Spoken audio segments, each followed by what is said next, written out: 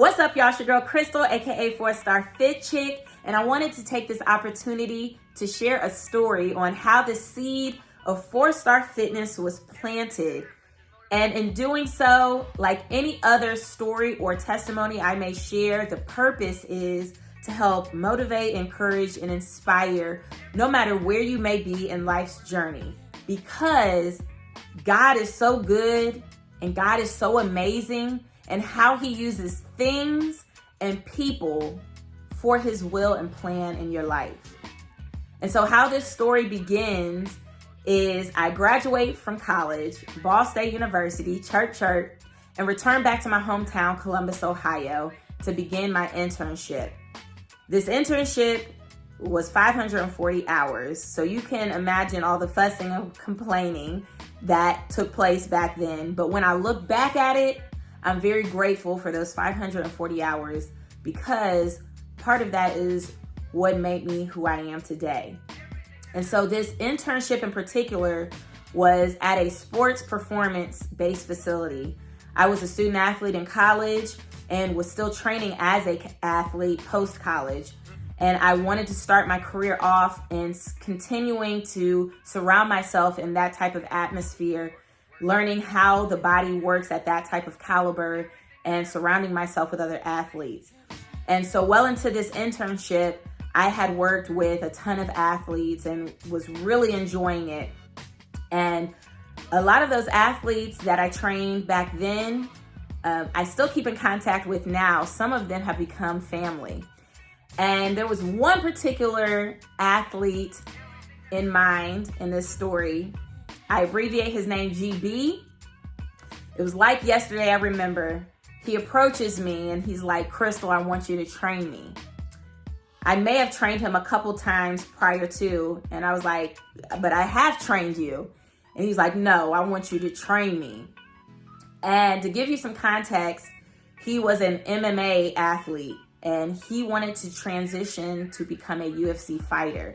And so he was asking me to train him for a huge event coming up so that he would have the opportunity to become a UFC fighter. So at this time, when he asked this request, all of the thoughts and emotions that were going through me, anxiety, overwhelmed, I was feeling a bit of doubt. I was so nervous. I did not know what to say. But that's when the Lord planted something within my heart, because God sees so much further out in front of our lives than we can see beyond our toes.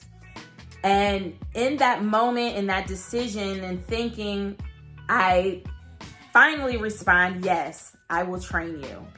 And I went to work from there, doing as much research as I could for MMA and UFC, what all that entailed to prepare him for this event. I don't even remember how long we had trained for, but I knew it was enough to get him ready for this event. And so here comes the day of the event, and he goes, gets prepared. I hike myself all the way up the stadium steps, as far away from the stage as I could, because this is my first time at an event such as this. And I'm surrounded by people who've obviously been to plenty of these events before, you know, screaming, having fun. I was mute the entire time because I was so tense and nervous. And so I believe GB was the second to last event of that night. And all of the other fights prior to him, one of the opponents got taken off on a stretcher. So, you know, again, my anxiety was through the roof. And so here he is in the ring. And to make a long story short, GB wins his fight. This is the start of his career as a UFC fighter. And so he gets interviewed and asked, you know, "What do you want to say?" And so he's giving thanks and all of these other things. And he looks up into the crowd and he's like, "I want to thank my trainer, Crystal." And my hands just go up and I'm like, yay, you know, I am so happy for him. We did it, you know, all this hard work. And all the people around me like look over, their mouths are dropping like, whoa, because thinking of it, I'm this small little woman sitting in this crowd. Nobody would have ever thought that I was a trainer, let alone train this huge athlete. When I say he was huge, he is huge. And just all the emotions again are flowing. And so that right there was the Lord, all of his plan in the beginning had started. And so GB, if you didn't know, now you know. You are a huge part of me starting 4-Star Fitness. Even before the name 4-Star Fitness came to fruition. Thank you for believing in me. Thank you for seeing something in me that I didn't see in myself at that time. I thank you. You are a treasure. The Lord used you to plant something in my heart for what he had planned for me in my future. And so to fast forward, after completing my internship, I had the blessings and opportunities to experience in other unique facilities and situations to work with other athletes, general fitness and weight loss. And in these very unique facilities that honed in on exercise physiology, I was absolutely loving it. Unfortunately, these facilities had shut down. And so the decision needed to be made. What do I do next? Do I want to work in a gym? What do I want to do? And that's when the Lord came back to me on my heart. And he was like, I want you to start your own. I had only taken one business course in college. So I still didn't know everything that I needed to do, because at that time, I didn't even have a name of what my business was going to be called. I just knew I had to figure out structure and logistics.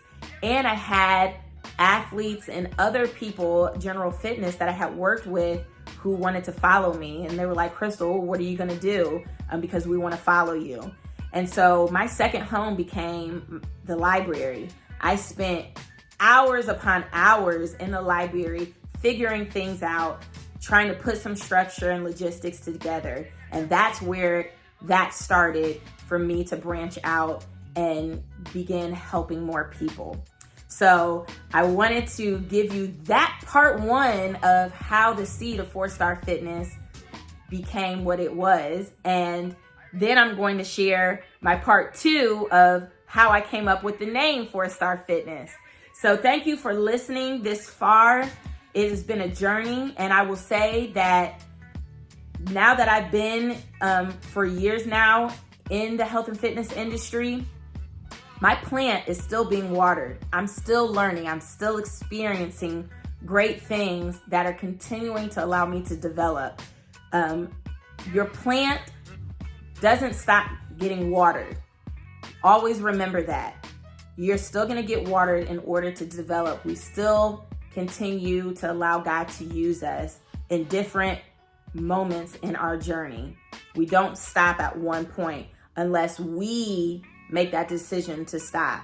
But that's not what is in God's will and plan for us. He's going to keep on watering us using things or people to get where he wants us to be.